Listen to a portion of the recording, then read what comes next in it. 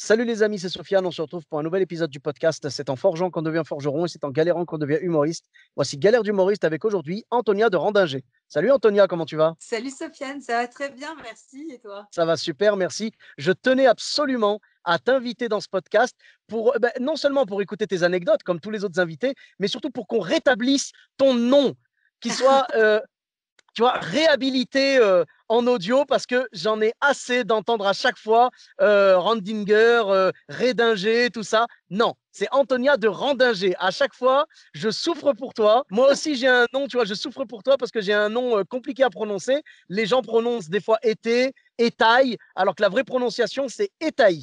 D'accord, ouais, ouais, j'aurais Voilà. dit Tailly. Je pense que le tréma sur le i insiste bien, quoi, non? Ben oui, mais justement, mais je pense que ça vient du fait que toi aussi, tu vois, tu as le même syndrome que moi, en fait. C'est que comme on a des noms un peu compliqués, on fait tellement attention aux noms des autres que, voilà, tu vois, je veux dire, on a tellement souffert qu'on a une empathie envers les noms des autres, quoi. Tout à fait, tout à fait. Moi, je pense qu'il y a trop de haine dans mon nom, en fait. Mais écoute, tant qu'il n'y en a pas dans ton cœur de la haine. Oh, c'est beau, c'est du Francis Lalanne, c'est merveilleux. On salue Francis, hein. Qui nous écoute, évidemment. Oh, mais certainement, d'ailleurs, il est le bienvenu dans le podcast, hein. On va faire galère de chanteur aussi. À mon avis, lui, il doit avoir une belle liste de trucs. Ben, en fait, j'ai l'impression que tous les humoristes, tous les artistes au sens général ont des anecdotes, tous ont des anecdotes de dingue, des galères qui leur sont arrivées et tout. Et je pense que le monde de la chanson, ouais, n'est pas épargné par ça, quoi. Ouais, mais je pense que de toute façon, tu touches un point très sensible avec ton idée de podcast parce que c'est clair que, je crois que dès qu'on se frotte, au vivant, à la scène, on a forcément, moi je vois en préparant un peu notre entretien, j'ai listé des choses. Je me suis arrêtée à une quinzaine d'événements en me disant, en fait, je vais donner l'impression que notre vie n'est qu'un enfilage de perles de merde et qu'il nous arrive que des galères. Parce que je pense qu'effectivement, quand on se retrouve entre humoristes dans les soirées, on a toujours tendance un peu à partager nos cicatrices et comme si on était des vétérans de guerre. C'est exactement ça. Moi, je compare souvent ça à la guerre, tu vois. Et surtout, quand on a vécu une galère avec un autre ou une autre humoriste, ça nous soude pour la vie, comme si on avait servi dans le même régiment, tu sais. C'est complètement ça, c'est complètement ça. Ouais, on a fait le Vietnam. Tu te dis, ah, tu te souviens, Montreux 2012, ah là là, on s'en est sorti vivant, on a perdu quelques plumes, mais bon. Et bien justement, ce sont ces fameuses plumes dont j'aimerais parler. Je voulais savoir, voilà, donc tu as listé quelques anecdotes. Bah écoute, je te laisse gérer. Tu peux y aller crescendo ou balancer au hasard, comme tu veux. Alors écoute, en fait, ce qui ressort un peu de ce que j'ai listé, parce que j'avais quand même eu quelques consignes de ta part, concernant notamment les choses qui sont audibles ou pas audibles par un public familial. Donc j'ai quand même quelques trucs, que je pourrais pas forcément raconter, lors de notre entretien ou alors je te les raconterai en off. Mais, moi, en fait, ce qui ressort, c'est que moi, dans mon activité professionnelle, c'est un peu un iceberg. Donc ce que les gens connaissent, c'est ce qu'on voit, c'est les télés, c'est, les spectacles qui sont annoncés via mes réseaux et tout ce qui est grand public. Mais je travaille beaucoup en entreprise aussi. Je travaille pas mal, soit pour des présentations de soirées, soit pour des soirées privées avec des boîtes ou des institutions. Et souvent, c'est une partie un peu moins connue de mon activité. Et j'ai comme ça la première chose qui me venait en tête, c'est une soirée il y a quelques années, notamment moi je fais beaucoup d'improvisation Mhm. et avec mon groupe d'impro strasbourgeois, on avait, mais je te parle de ça il y a peut-être, allez 20 ans, hein, puisque ça fait un moment que je bosse. On avait été sollicité pour faire une soirée avec une très grosse entreprise de machines-outils pour l'agriculture et l'agro-industrie en règle générale. Ils étaient 800, c'était au Parc Expo à Mulhouse et ils avaient décidé, l'organisateur, la boîte d'événementiel qui nous adorait, qui venait nous voir en spectacle hyper souvent, avait décidé d'acheter un catch pro. Donc le principe que ma compagnie, j'en profite pour le caser dans ton podcast, mais c'est ma compagnie Inédit Théâtre qui a déposé en 98 le concept du catch impro, puisque c'est nous qui l'avons vraiment créé. Cette boîte s'appelle Grand Blaise Leroy et elle avait décidé d'acheter du catch impro pour ses employés, ou plutôt c'est la boîte d'événementiel qui avait décidé de leur proposer ça. Et donc le catch impro, de comédiens contre deux comédiens avec un arbitre au milieu, puis c'est un peu sur le système du catch. Sauf que la bonne idée, ça avait été en plus de ça de coupler ça avec une soirée Beaujolais nouveau. Fait que on se retrouve dans un hangar avec 800 personnes, avec des tables de 10, un hangar avec 25 mètres sous plafond, une acoustique complètement foireuse et un ring au milieu de toutes ces tables. Et entre le plat chaud et le fromage arrive bah, le spectacle de catch impro. Et on se retrouve à jouer devant 800 bonhommes, parce que je pense que, allez, il devait y avoir, allez, 15 nanas de la compta qui étaient là, mais enfin, le gros du bazar, c'était 800 bonhommes qui avaient tous à peu près une bouteille de Beaujolais dans le pif. Et on commence à faire notre spectacle dans un brouhaha qui est absolument mais, indescriptible. On se rend bien compte qu'à part les 3-4 tables qui sont vraiment proches de la scène, personne n'écoute. Et on mène tant bien que mal notre barque en essayant de solliciter le public pour avoir des mots, des petites phrases. Et donc, on se retrouve à essayer tant bien que mal de jouer notre spectacle. Et c'était absolument calamiteux, au point qu'il y a un moment où il y a carrément des mecs qui se sont levés de leur table et qui sont montés sur scène et qui ont commencé à jouer avec moi, à être super obscènes, etc. Et je me souviens qu'à Oh. l'époque, je m'étais vraiment dit, en même temps que je jouais, tu sais, à l'époque, c'était 1000 francs le cachet. Et je dis, allez, tu gagnes 1000 balles et tu serres les dents. Ça, c'était une de mes très grosses galères de tout début de carrière. C'est se retrouver comme ça. Mais ça avait le gros avantage qu'on était, allez, en tout, on était 5 ou 6 embarqués dans le bateau entre le régisseur et les comédiens sur scène. Et je me souviens qu'à la fin de la première période, puisqu'on faisait ça en 2 périodes avec un entracte entre les deux, la nana de l'événementiel est venue nous voir dans un état de confusion absolue en nous disant qu'elle était désolée, que c'était une vraie erreur de casting et qu'elle en était entièrement responsable. Et puis voilà, elle nous a gentiment relevés de nos fonctions et il n'y a pas eu de deuxième période. Voilà, donc ça c'était, je pense, en termes d'historique, c'est un des premiers moments où je me suis sentie dans l'embarras sur scène. Mais bon, voilà, on était 5, on a pu quand même se soutenir les uns les autres. Puis tu sens dans le regard de ton partenaire sur scène une vraie empathie de te dire, bon, bah voilà, c'est mauvais Mmh. endroit, mauvais moment, ça correspond pas, on n'est pas devant le bon public. Voilà, ça c'est plus historiquement, je dirais, c'est le truc le plus ancien dont je me souviens. J'ai eu aussi dans ma carrière des moments aussi un peu particuliers. Je me souviens d'avoir un jour joué à Erstein, donc à côté de Strasbourg, toujours, dans une salle de spectacle un peu particulière, puisque c'était une salle de spectacle dans un hôpital psychiatrique. Et la fille qui organisait ça était infirmière en HP. Et elle avait décidé d'amener un peu l'humour et le spectacle à l'hôpital, pour les patients de l'hôpital et pour les personnels, etc. Et en fait, elle essayait aussi de faire venir du grand public dans l'enceinte de l'hôpital psychiatrique pour essayer de casser un petit peu cette image de l'hôpital psychiatrique qui est un univers assez carcéral finalement. Et elle avait eu l'idée de faire venir des artistes et elle leur demandait de faire 2 séances. Une séance spécialement pour le personnel soignant et les patients et une séance pour le grand public le soir qui venait en dehors de tout le cadre. C'était juste l'écran était une salle dans un hôpital psychiatrique, mais ça ne changeait rien je dirais, à l'aspect technique d'une salle normale, quoi. Et donc le soir, je savais que la salle était pleine et qu'il y aurait du public qui venait d'un peu partout de la région. Et dans l'après-midi, je faisais une séance et elle m'avait dit, oh, tu sais, le public, il faut que tu te mettes un petit peu en condition. Le public est très particulier. C'est souvent un public qui est sous médicaments, qui a pas toute sa tête et qui forcément peut avoir des réactions un peu inattendues. C'est des gens gentils, calmes, mais tu peux avoir des réactions inattendues et je ne te demande pas de faire le spectacle dans l'intégralité. Tu peux très bien faire juste 3-4 sketchs et ce sera très bien.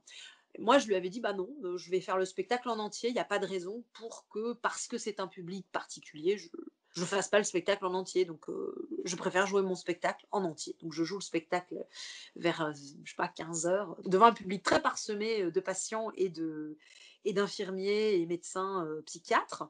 Et c'était très étrange parce qu'effectivement, c'était un public qui ne réagissait jamais au bon moment, qui ne réagissait jamais de la façon attendue que tu as. Donc, tu sais, tu as tes punchlines, tu as tes petites vannes, etc. Et là, en Mmh. l'occurrence, Je voyais les yeux vitreux des gens qui me regardaient, je voyais qu'ils étaient très intéressés par ce qui se passait, mais clairement, il y avait une autre histoire qui se jouait dans leur tête.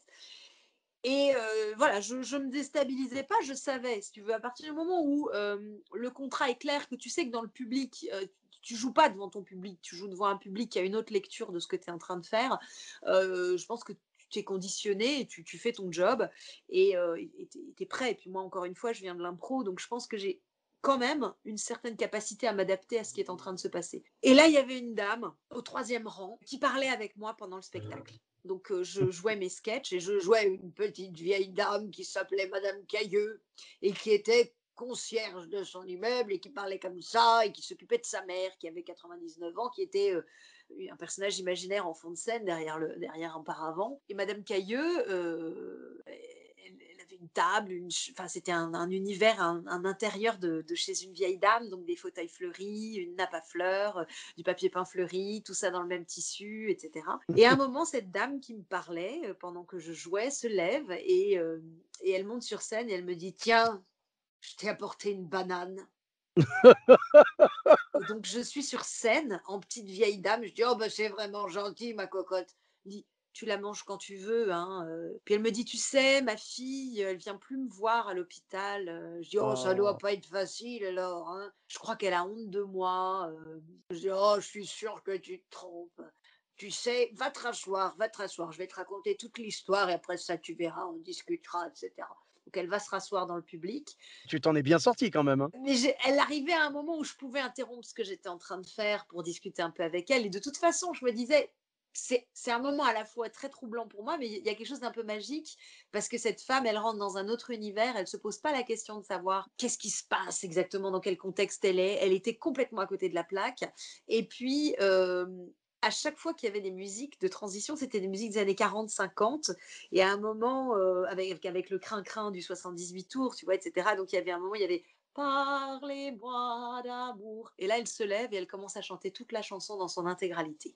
Et donc, elle se met à chanter la chanson du truc. Donc, la musique s'arrête, elle chante en entier. Et je l'applaudis, je lui dis merci, etc. Et puis, trois quarts d'heure plus tard, elle se lève, elle me dit: Je récupère ma banane. Je lui dis: Mais reprends ta banane, évidemment, reprends ta banane. Et donc, elle repart avec sa banane. Et voilà, je me souviens plus de grand-chose de ce Ouais, spectacle. Je me souviens de cette dame ouais. qui avait passé un moment comme ça à se confier à moi et elle n'était pas vieille, hein, elle devait avoir, je sais pas, 55 ans, quelque chose comme ça. Mmh. Mais il y avait un truc très particulier, voilà. D'accord. Et Et est-ce c'était entre la galère et le moment spécial, tu vois. Tu te dis, waouh, mmh, au même titre que de temps en temps, quand tu sors de scène, tu as des gens qui viennent te voir avec des témoignages de vie qui sont extrêmement troublants, parce que quand tu viens jouer comme ça devant un public, tu n'as pas forcément conscience de... Tu as conscience d'une entité qui est le public, mais tu n'as pas conscience des entités qui forment ce public, de ce que tu leur apportes, mmh. de ce que tu leur transmets, qui peut être très violent, qui peut être très joyeux, qui peut être... Voilà, tu sais pas trop. Et je me souviens notamment d'une fois d'une dame qui était venue me voir et qui m'avait dit: Vous savez, j'ai perdu mon fils dans un accident de moto. Il avait 18 ans, il s'est tué il y a un an. Et je n'avais pas ri depuis sa mort. Et c'est la première Oh. fois que j'arrive à re-rire. Et vous m'avez offert le soleil, le fait de me dire que ce sera possible à nouveau. Elle me dit: Je suis triste, je crève de douleur et de tristesse, mais c'est la première fois que j'ai un peu une trêve, que les nuages s'écartent et que le soleil arrive et que je me dis: C'est possible. Voilà. Ah, c'est Et magnifique.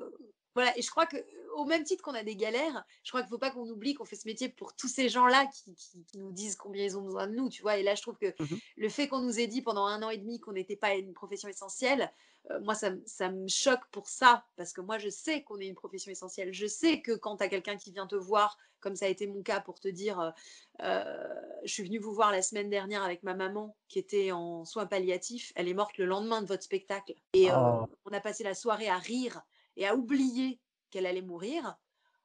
Tu vois, tu prends un uppercut dans le ventre et tu te dis waouh! Et Mmh. moi, j'ai joué sans savoir que je jouais pour cette dame. Mmh. Au même titre que là, j'ai un très bon ami que j'ai rencontré il n'y a pas très longtemps qui m'a dit, c'est comme ça d'ailleurs je l'ai rencontré, qui m'a dit: Je voudrais vous offrir des bijoux.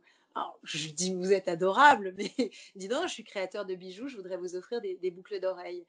Et je lui dis: «Bah, c'est très gentil, écoutez, j'ai pas les oreilles percées», mais il me dit: «Non, non, mais je veux vous offrir des boucles d'oreilles, je vous explique, je crée des boucles d'oreilles, je crée des bijoux et ma meilleure amie est morte, il y a quelque temps et le dernier moment que j'ai passé avec elle, c'est votre spectacle qu'on a regardé ensemble sur Comédie Plus et on a ri comme des baleines dans sa chambre d'hôpital et il me disait voilà et en fait, je voudrais vous remercier de lui avoir offert ce moment avant qu'elle disparaisse et voilà, je pense que toutes ces galères, elles sont, tellement rien par rapport à tout ce qu'on vit d'intense et tout ce qu'on fait vivre aux gens. Je crois qu'on apporte vraiment beaucoup plus que du divertissement, quoi. Je suis totalement d'accord avec toi. Et au niveau de la dame avec sa banane, c'est vrai que c'était quand même assez émouvant.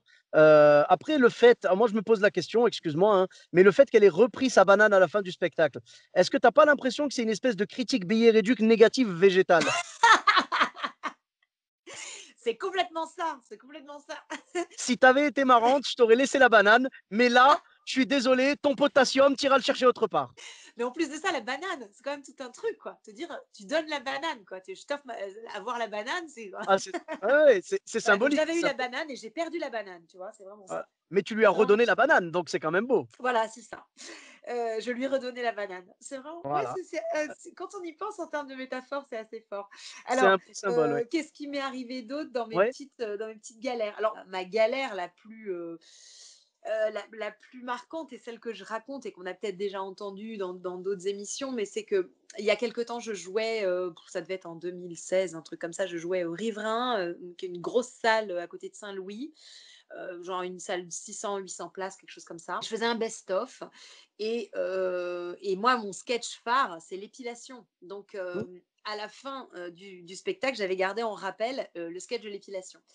Et je viens saluer le public, les 800 personnes, ça, schlar, schlar, schlar, schlar, schlar. Et je rentre et je salue et je ressors, c'est le petit jeu de hey, vous en voulez encore? Oui! Et donc, je reviens pour jouer le sketch de l'épilation. Et au moment où je rentre sur scène, je me tords la cheville, mais alors d'une violence. Le Aïe. truc, j'ai le talon de ma chaussure qui chasse vers l'intérieur et j'entends ma cheville qui craque et je vois la chaussure par terre et il y a une douleur mais fulgurante qui parcourt tout mon corps et je me rattrape comme je peux à la table qui devait être la table pour laquelle je devais jouer l'épilation. Le public continue à applaudir comme un dingue parce qu'il n'a pas vu que j'ai perdu ma chaussure et donc dans cette espèce de brouhaha, j'ai mon corps qui est une blessure entière, ma cheville qui me fait mais souffrir le martyre et je lutte contre l'évanouissement. Je suis vraiment dans un état, mais et puis moi, en plus de ça, moi, je suis une abonnée au malaise vago, donc je me dis: «Je vais faire un malaise, c'est pas possible», donc je souffle, je m'allonge sur la table, j'ai encore mon micro et cetera et les gens continuent à applaudir comme des dingues en rythme avec la musique, tu vois? Là, là, là, là. Mon régisseur ne capte pas ce qui m'arrive et je suis en train de tomber dans les vapes, quoi et donc je me rassieds sur le bord de la table et je dans un dans une voix mais suppliante, je dis: «Excusez-moi et pardon». Le public petit à petit commence à s'arrêter. Je fais: «Je suis désolée, je viens de me faire extrêmement mal». Ah ouais, donc Le il public pensait qui que c'était dans le rigole personnage, quoi. et je dis: «Est-ce qu'il y aurait un médecin dans la salle?» Et les gens éclatent de rire et là je me mets à pleurer et je dis: «Mathieu, Mathieu, toi tu connais le spectacle, tu sais que c'est pas une blague». Et là, il y a le régisseur qui descend dans l'allée centrale et qui vient me voir. Et là, je suis assise et là, tout d'un coup, oh, le calme absolu dans la salle. Vraiment, il n'y a plus personne qui bouge. Les gens sont hyper mal. Et donc, il y a deux pompiers qui arrivent sur les côtés, comme ça, qui montent sur scène. Et j'ai toujours le micro, hein, donc je parle. Il me dit: «Qu'est-ce que vous avez fait?» Je me suis tendu la cheville. Je me suis tendu la cheville. J'ai mal. Donc là, le pompier prend ma cheville, il touche comme ça. Je fais «Ah!» Le pompier me prend sur son dos et je monte dans, dans la loge avec le micro toujours allumé. Donc le public entend les pompiers en train de me parler, les trucs, etc. Puis tout d'un coup, il y a quelqu'un qui monte dans la loge. La première chose que j'ai demandé, c'est: est-ce que quelqu'un peut me trouver une bière dans le frigo? Alors, c'est pour mettre sur ma cheville. Donc, je mets la bière froide sur ma cheville. Et les pompiers, les pompiers m'auscultent, et cetera. Puis ils disent: «Bon, ben, on va vous emmener à l'hôpital pour faire des radios». Et il y a quelqu'un du public qui monte, qui fait: «Qu'est-ce qu'on fait avec le public?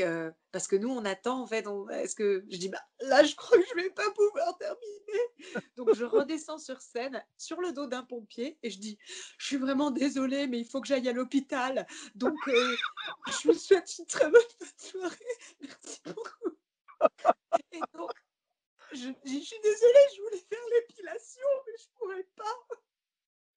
Alors, j'espère qu'il y a pas une seule personne dans la salle qui a laissé sur billet réduit. Elle a pas terminé son spectacle, c'est un scandale. Non, non, mais en plus de ça, c'est dingue parce qu'il y avait des gens qui étaient venus au bus, et il y a même des gens qui ont suivi les ambulances jusqu'à l'hôpital pour, aller en salle d'attente et voir ce qui m'arrivait. Donc Ah non, non, d'accord. c'était très sympa. Et après ça, Allez, j'avais fait un article dans la presse pour remercier l'hôpital de Saint-Louis qui avait été absolument adorable. hein, Et voilà, donc ça c'était vraiment, je pense, ma galère la plus, ouais, je dirais, spectaculaire, la plus spectaculaire, quoi. spectaculaire, ouais, vraiment. J'avoue, respect, c'est la première fois que j'entends parler d'un spectacle qui s'est terminé en after à l'hôpital. Ah bah écoute, tu sais que si tu veux avoir une histoire qui est quand même bien croustillante dans le genre, c'est Cécile Giroux qui s'est fait je sais plus ce qu'elle s'est fait, comment ça s'appelle, une luxation du genou, enfin un truc, et c'était sur une émission filmée. Donc on Ah. voit son genou qui se barre, Ah! et on voit le genou à tel point que je sais aujourd'hui que elle, la vidéo de son genou qui se barre est utilisée par des médecins pour montrer qu'est-ce qui se passe, parce qu'ils ont très peu d'images de ce genre d'accident, puisqu'en règle générale, quand ça t'arrive, tu as le après, mais tu pas le avant, et tu pas le moment où le genou. Donc là, ils se sont fait des gros plans au ralenti de la rotule qui sort de son rail, enfin bon, je sais pas comment on appelle ça, Ouais, de son son axe, axe. quoi, ouais. Voilà. Et donc, voilà. Et donc Cécile, elle a Oh. des histoires bien croustillantes aussi de ce côté-là. Alors après, moi, dans les histoires que j'ai aussi, je ne sais pas combien de temps peut durer ton podcast, Vas-y, mais vas-y, t'inquiète. dans les histoires qui sont pas mal, ah oui, voilà. Il y a quelques années, moi, j'ai rencontré Michel Boujna, qui est devenu ultra fan de mon travail. Il était venu par l'entremise de mon metteur en scène, Olivier Citruc. Il était venu me voir au Bélier, et il avait, mais alors, adoré le spectacle. Il m'a fait jouer ensuite au Festival de Ramatuelle, où j'avais joué un sketch. Et puis, d'ailleurs, j'avais eu l'occasion à l'époque de jouer devant Juliette Gréco à Ramatuelle et tout. J'étais comme une dingue. Et quelques temps plus tard, je suis contactée par la prod de Vivement Dimanche, qui me dit voilà, on fait une spéciale Michel Boujna dans Vivement Dimanche, et Michel a très envie que vous veniez jouer un sketch dans Vivement Dimanche, et ensuite de ça, d'être interviewé sur le canapé rouge. Donc tu imagines l'état dans Sympa. lequel je suis, la consécration, Drucker, canapé rouge, Boujna, en plus de ça, dans une spéciale, enfin voilà, donc j'étais toute contente. Et je me dis, je vais jouer le sketch que j'ai sur l'allaitement. Comme c'est un des seuls sketchs où je suis un peu en stand-up, donc ça me permet quand même d'être un peu dans le contact avec le public. Et je me dis, je vais raccrocher ça, Trois hommes et un couffin, l'allaitement, etc. Je vais trouver une petite intro qui me permette de parler un peu au public, et puis d'intégrer un peu le truc avec la vie de Michel Boujna. Et quand j'arrive, d'abord, il fallait vraiment que le sketch soit très court, parce que c'est des formats où tout d'un coup, des sketchs de 8 minutes, il faut qu'ils fassent 2 minutes 30. Hein, donc il fallait vraiment que je réduise beaucoup le sketch. Ah oui. Et en plus de ça, quand j'arrive sur place pour les répètes, etc., la nana qui se charge de la production et qui s'occupe un peu de tout là-bas me dit: alors Antonia, je vous préviens, le public de Vivement Dimanche est un public très âgé. Donc dans la salle, vous n'allez avoir que des très vieilles personnes, ou des personnes en tout cas vraiment d'un certain âge. Ils ne sont pas réactifs, donc ne vous attendez pas à avoir des rires. Ça va être très difficile pour la plupart des humoristes qui viennent chez nous, c'est une traversée du désert. Donc concrètement, si vous avez des sourires sur les visages qui vous regardent, c'est déjà très bon signe. Vous avez un rire, c'est parfait. Vous avez deux rires, c'est un triomphe. D'accord. Ah, Et je pense que tu étais déjà prête, hein, tu avais joué à l'hôpital psychiatrique avant? c'est ça, voilà. Donc je me dis, bon, maintenant que je suis conditionnée, je fais mon job, etc. Et alors, ce dont on ne se rend pas bien compte quand on regarde l'émission, mais c'est que le plateau, la scène est très très loin du canapé. C'est-à-dire qu'il y a au moins 5-6 mètres avant le canapé quand on est sur l'espace scénique. Et le public est réparti autour du canapé, donc le public est vraiment loin. Je commence à jouer mon sketch et sur le canapé, il y a Michel Boujna, Claude Lelouch et Salomé Lelouch à côté de Michel Drucker. Et je commence à jouer le sketch de l'allaitement où je parle avec un accent espagnol comme ça, enfin un peu sud-américain. Et j'y raconte l'allaitement, les 3 raisons pour lesquelles c'est important d'allaiter. Que les femmes ils disent souvent, moi je n'allaitais pas parce qu'ils sortent les raisons pour lesquelles ils n'allaitent pas. Et donc j'explique le truc, etc. Rire. Alors là, je continue, rire, rire, rire, rire, rire. Le public se marre, etc. Et moi, je suis vraiment sur ma lancée. J'ai vraiment la baraka, quoi. Je suis en train de tout défoncer, quoi. Donc, j'arrive dans un état d'euphorie, parce que je m'attendais à faire un bide absolu. J'arrive dans un grand état d'euphorie sur le canapé. Et il se trouve que je connaissais Claude Lelouch. J'avais prévenu Drucker. Je lui avais dit, il m'avait dit, il y aura Claude Lelouch. Je dis, ah bah écoutez, ça tombe bien, parce que Claude Lelouch m'a remis le prix du Festival de Saint-Gervais en 2012. Et j'ai une petite blague à lui faire, etc. Ah bon, bah, pas de problème, je vous laisse faire votre petite blague. Voilà. Donc j'arrive sur le canapé, remonté comme une pendule, applaudissements. Antonia Drandinger, bonjour. Eh bien écoutez, on est très content de vous avoir. Alors je crois que vous connaissez Claude Lelouch. Je fais oui, tout à fait, je connais Claude. Puisqu'en fait, Claude Lelouch m'a remis le prix du Festival de Saint-Gervais en 2012. Et d'ailleurs, Claude, j'ai apporté le petit mot que vous m'aviez écrit à l'époque. Je l'ai ici et il dit donc bravo pour ce prix. Maintenant, le cinéma va vous ouvrir les bras. Et j'ai envie de dire, Claude, qu'est-ce qui s'est passé depuis? Pas un coup de fil, pas une carte postale. Qu'est-ce que j'ai fait au cinéma pour que vous ne me tendiez pas les bras pour avoir un rôle dans votre prochain film? Et là, sur le canapé, s'installe un vieux malaise. Il y a Salomé Lelouch qui me regarde en me fusillant. Boujna qui balbutie un et Claude Lelouch qui dit rien du tout et qui fait voilà. Bon, et ben Oh là Antonia, là. merci beaucoup. Ça nous a fait plaisir de vous avoir, etc. Je sors, moi, mais avec le sentiment que le petit malaise faisait partie de la joke, etc. Uhum. Donc je sors de scène. Aurore me regarde, me fait bravo, c'était super, c'était cool, etc. Donc moi, je suis toute contente. J'attends Boujna, l'émission se termine. Et là, il vient me voir et il me dit bon, je suis désolée, hein, c'était vraiment un gros bide, hein, votre sketch. Ah bon? Et moi, je De, dis ah bon? ouais, J'avais de l'impression que. son. Elle lui dit non, Bah, non, mais c'est de ma faute, j'aurais pas dû vous demander de faire un sketch, en fait, je sais pas, mais c'est pas grave, c'est pas grave. Et donc, donc de son point de vue à lui, il n'y avait pas eu de rire, quoi. voilà, de son point de vue à lui, c'était un gros bide. Et moi, j'arrivais, mais chaude comme la braise, avec le sentiment que j'avais tout défoncé. Oh là Et en là. fait, je pense que j'étais dans un tel état d'euphorie que j'ai absolument pas pris la mesure du fait que ça n'avait pas été le succès que j'avais l'impression que ça avait été. Mais bon, voilà. Bah, c'est quand on te prévient, en fait, quand on te dit attention, là, le public est pas chaud, machin. Quand tu arrives à avoir le moindre rire, en fait, tu es tellement content que, ouais, en effet, ça peut se démultiplier dans ta tête, alors que dans la réalité, c'est peut-être un peu moins, je sais pas. Ouais, ouais, tout à fait, tout à fait. Non, non, mais il y a de ça. Et puis après aussi, tu sais, c'est les grosses pressions qui retombent. Ça fait du bien, quoi. Quand tu as été vraiment sous pression et que ça retombe, ça fait du bien. Après, j'ai une autre anecdote qui est assez marrante, mais qui est plus courte. J'ai joué pas mal dans un petit bled qui s'appelle Saint-Sorlin-en-Valoir, où vraiment ils adoraient mes spectacles. Et donc, quelques temps après que j'ai joué moi, jeu ou travail famille poterie, je sais plus, ils me demandent de venir jouer mon spectacle et j'avais pas de nouveau spectacle. Il me disait, mais c'est pas grave, tu peux jouer le premier qu'on n'a jamais vu. Alors je dis, ouais, mais attendez, moi, je suis venue déjà jouer plusieurs fois mes spectacles chez vous. Là, Itinéraire d'une enfant ratée, ça fait 4 ans que je ne l'ai pas joué. Mais est-ce que tu te sentirais de le rejouer? Je dis, bah, allez, c'est comme le vélo, hein. Allez, hop, on le fait. À l'époque, c'était mon mari qui faisait les régies. Enfin, à l'époque où je jouais Itinéraire d'une enfant ratée, c'était mon mari qui faisait les régies. Donc, le plus simple était que je le sollicite pour qu'on refasse à l'ancienne la route ensemble et puis qu'on aille jouer le spectacle tous les deux, lui à la régie, moi sur scène. Et je me dis, bon, allez, c'est quoi, un mois avant, je ressortirai le texte, je le bosserai un petit peu, puis ça ira, quoi. Et puis, bon, on se connaît tous, hein, la procrastination absolue. 2 semaines avant, je me dis, ouais, bon, là, je ressors le texte demain, et puis je regarderai, etc. Résultat, le jour du spectacle, je me retrouve dans le train avec le texte que je n'ai pas lu ni joué depuis 4 ans, et je regarde le texte, et là, je me dis, mais c'est affreux, je ne me souviens de rien. Je ne me souviens de rien. Ça va être épouvantable. Je vais pas arriver à jouer ce spectacle. Donc je suis dans un état de panique absolue. La salle est pleine, 350 personnes. Voilà, je sais pas du tout ce que je vais faire. Bon, bah, je potasse le spectacle comme ça en le lisant, mais comme si je découvrais un texte de théâtre que je vais devoir jouer pour la première fois le soir même. Et Mmh. quand j'arrive dans cet état un peu de panique dans la salle, la nana me dit bon alors, on est hyper content de t'avoir. Alors pour les lumières, pour le matos technique et tout ça, on a à peu près tout ce que tu avais demandé. Donc voilà, je t'explique, tu avais demandé à avoir une boule à facettes, donc on est arrivé à accrocher la boule à facettes comme ça, etc. Voilà. Bon, pour la face, on a acheté des projets avec des LED, et puis tu avais demandé à avoir une douche. Alors pour la douche, je vais te montrer.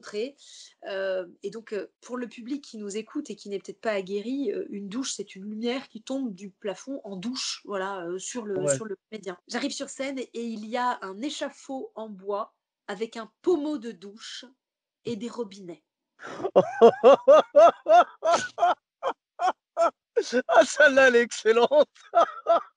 Ils avaient pris ça au Et elle me premier dit, degré, une et elle me douche. dit, alors c'est Monsieur Lebrun qui est aux entrepôts municipaux de la ville qui a fabriqué ça. Alors par contre, excuse-nous, j'espère que il n'y a pas d'eau, hein. L'eau n'est pas raccordée. C'est juste pour faire semblant, on est d'accord. Et là, je suis dans un état de sidération absolue. Je regarde ce truc et j'éclate de rire et je dis, oh, c'est génial, c'est génial. Je dis, je ne vais pas l'utiliser, mais je trouve ça tellement formidable.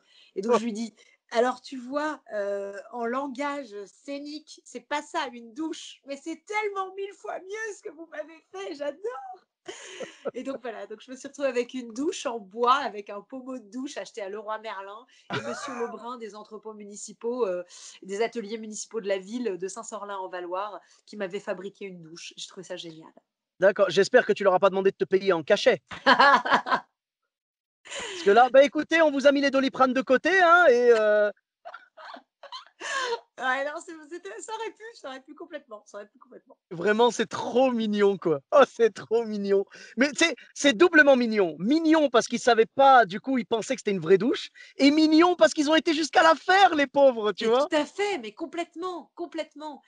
Et tu sais, c'est aussi ce genre de truc que moi j'adore, c'est quand tu te balades dans des villes, des petites villes dans lesquelles recevoir l'artiste, ben, c'est quand même un événement, tu vois. Ils ont un petit budget pour l'année, ils font venir 4, 5, 6 spectacles, c'est la salle municipale qui sert, et puis tu vois les petites dames qui font les gâteaux, qui apportent les chaises, et tout le monde se met en quatre, et tu les vois à 16 heures monter sur des échelles et mettre des sacs poubelles le long des vitres pour obscurcir la scène. Et ça, je Mmh. trouve ça vraiment génial. Je trouve ça Ah, mais moi, fabuleux. je suis totalement d'accord. Moi, j'ai déjà joué aussi dans des endroits comme ça. J'ai joué dans des petits villages qui avaient à peine genre 50 ou 100 habitants, tu vois? Et franchement, c'est parmi les meilleurs spectacles que j'ai passés parce qu'il y a une véritable âme, tu vois? Ah, mais bien sûr, bien sûr. Et les gens qui viennent au spectacle, moi j'ai toujours trouvé ça génial quand tu vas jouer dans des petits villages, je sais pas, tu vas dans le Morvan, dans des endroits comme ça, dans lesquels il y a les gens qui viennent sont obligés de prendre la voiture et ils font 20-25 minutes de route pour venir voir le spectacle. Tu arrives dans des villes un peu fantomatiques comme ça, dans lesquelles tu te dis, oh là là, je me suis tapé 6-7 heures de train ou de transport pour arriver là. La personne qui vient te chercher à la gare, elle est euphorique de t'emmener dans sa petite bagnole. Elle a son petit kangou de la ville, là où elle est toute contente, ça sent la bétaillère et tout. Mais ils viennent te chercher, ils sont hyper contents. Tu arrives dans la salle, tu vois que tout a été fait pour que tu sois bien accueilli. Tu as des petits produits du terroir dans ta loge, etc. Mmh. Et puis, quand les gens viennent te voir à la sortie du spectacle, ils te remercient d'être venu. Tu vois, et tu te dis, mais en fait, je gagne ma vie, c'est mon métier de venir. Et ils s'imaginent qu'en fait, ta vie n'est faite que de strass, de paillettes, et que venir les voir, c'est une forme je dirais, d'aumône, tu vois. Alors qu'en fait, moi, ma vie d'artiste, elle est faite pratiquement que de rendez-vous comme ça avec le public. Que de Mmh. rendez-vous dans des petites salles qui vont mettre une grosse partie du budget culture dans ma venue. Et moi, j'adore me dire que finalement, je vais à la rencontre de ce public-là, plus que dans des zéniths, des grosses salles qui ne me correspondent pas du tout en termes de volume, etc. J'adore jouer dans des petites salles avec du public de province qui aiment sortir, qui aiment aller au théâtre, qui aiment rencontrer les artistes à la fin, boire le petit muscadet avec eux et voilà, j'adore ça. Eh beh, écoute, c'est tout à ton honneur. Moi aussi, j'aime beaucoup le contact avec le public et tout. Pour moi, le spectacle ne s'arrête pas à la fin. Tu vois, il continue après quand les gens viennent te voir et parlent avec toi et tout. Mais en tout cas, vraiment, Antonia, merci beaucoup pour ta gentillesse et pour ces belles anecdotes. C'était vraiment, super et ça correspond totalement à l'image que tu donnes d'une artiste proche des gens et tout et où est-ce qu'on peut te retrouver sur les réseaux sociaux? Alors le public a pu me voir, dans Opération Portugal. Je suis pas très active sur les réseaux sociaux, hein, mais en gros, moi, ma grosse entrée, c'est Facebook, Antonia de Randinger. Sinon sur, Instagram, Antonia officielle. Je fais, de temps en temps des trucs sur TikTok, mais ma fille de 12 ans maîtrise clairement beaucoup mieux que moi. Donc là, je suis en train de suivre des formations pour arriver à avoir un public un peu plus jeune. Mais sinon, ouais, Insta, Facebook, Twitter, voilà. Et puis sinon, Et une chaîne sinon YouTube le peut-être? ouais, j'ai une chaîne YouTube, mais vraiment, elle est pas très active. J'avais vraiment fait quelques vidéos pendant le confinement avec mes enfants, confinement en famille. Donc on peut retrouver quelques vidéos qu'on avait faites, tout ensemble avec mes filles et mon mari qui nous filmait. Eh ben génial, merci beaucoup. Donc je mettrai tous les liens, voilà, vers, Facebook, Twitter, YouTube, Instagram. Je mettrai ton TikTok aussi si tu veux. Pour ma part, vous me retrouvez sur tous les réseaux sociaux, donc Sofiane et Tahi, E de T-A-I, sur Facebook, Twitter, YouTube, Instagram et TikTok. N'hésitez pas à laisser 5 étoiles et un commentaire sur Apple Podcast et sur Podcast Addict. Je vous dis à très bientôt pour un nouvel épisode. Bis à tous, même à toi là-bas.